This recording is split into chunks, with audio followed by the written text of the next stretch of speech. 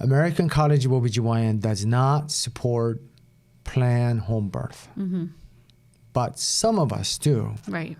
In this case, I really think the patient who plans home birth are very well informed, right? They are better prepared than most. You have to do a lot of work. Yeah.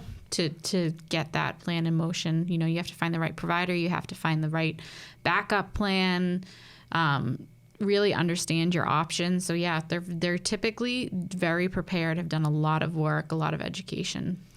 And in many cases, they're paying out of pocket. So they have done the work. Right. So and it's not cheap either. No. And sometimes it doesn't work. So what are the options? You have to go to hospital. Right.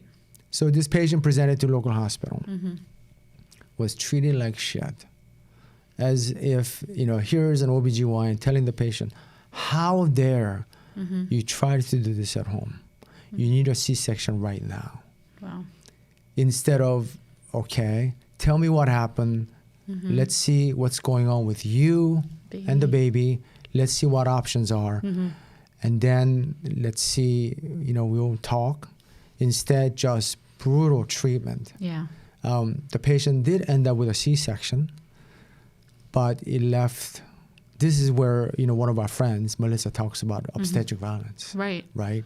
Yeah. Because patient is scarred. Right. Everything went well, but it's like she's guilty of doing something wrong. Right. And imagine if things did not go well, how much scar she would have been. Right. Yeah. And I don't understand why this happens. I think it's so hard in that, like you said, communication is the big thing. We did a podcast once with Christy Sullivan, who shared her birth story, and she had a home birth that ended up needing to be transferred. But Christy was awesome in that she built a really strong relationship with a provider at the hospital.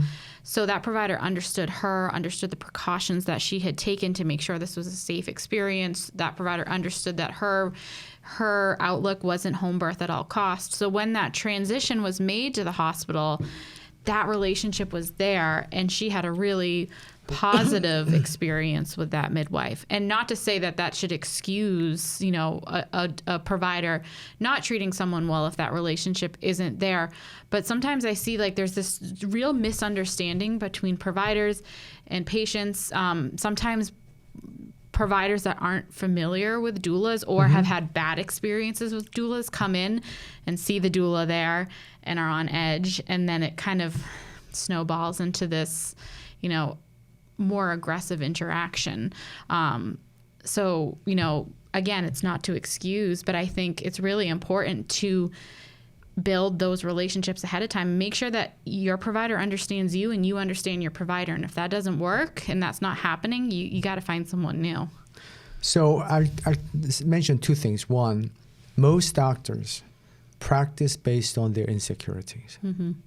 They're worried about, if I don't do this, I'll get sued. That's the first point of the logic. And especially the younger ones, I think that's the problem.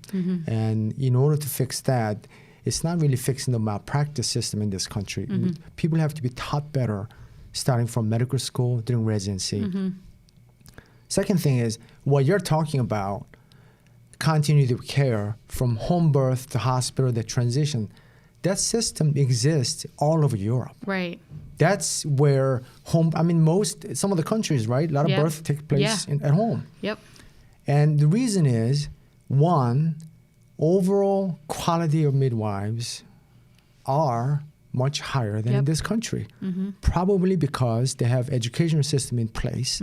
So instead of what we have here, many people have options of undergoing such training. Right. And it is accepted by medical system. Right. So, in Europe, if home birth fails, they go to hospital. Oh, okay, no problem.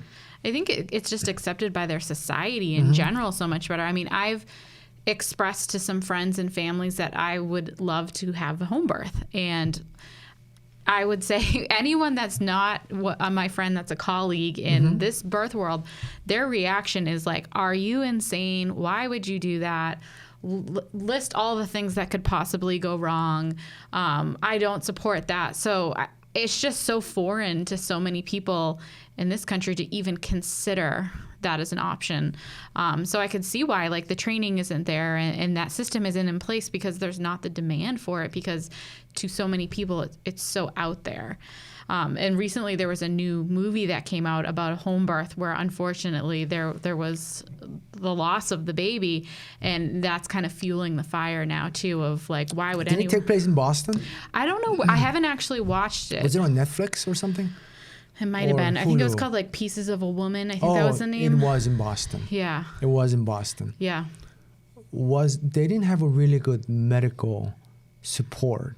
Yeah. They didn't really, consultants really sucked, because the whole thing like medically was unbelievable. Yeah. Whoa, this is like watching Grey's Anatomy all over again. I haven't seen it. I heard like that it was a cord prolapse that was why they lost the baby. Just the whole thing was just not, acting was very poor in my opinion. I'll have to watch it. Yeah.